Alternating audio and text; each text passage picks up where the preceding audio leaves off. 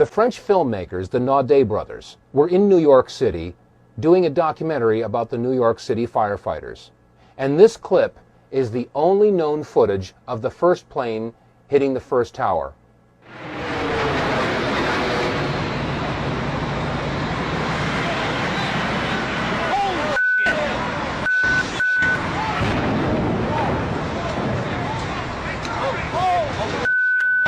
Now, this video clip that we've just examined came again from the Naudet brothers documentary that was being filmed in the streets of New York City on the morning of September 11th.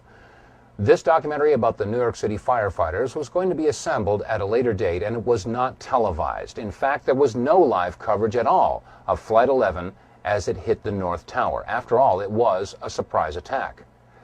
So if there was no live television coverage of the first plane hitting the first tower, how do we explain the following comment from George Walker Bush?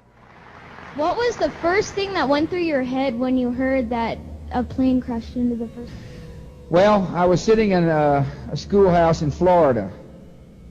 I'd gone down to tell my little brother what to do, and you can go ahead and sit down. Just kidding, Jeb.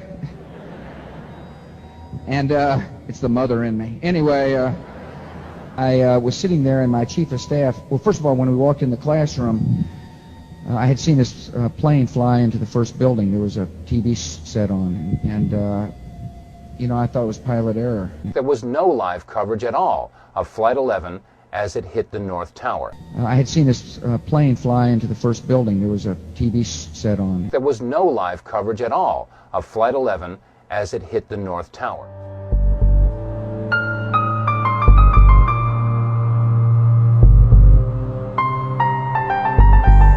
Recently seemed to muse aloud whether you had advanced knowledge of 9/11. Do you agree or disagree with the RNC that this kind of rhetoric borders on political hate speech? Yeah. Look, there's time for politics. And, you know,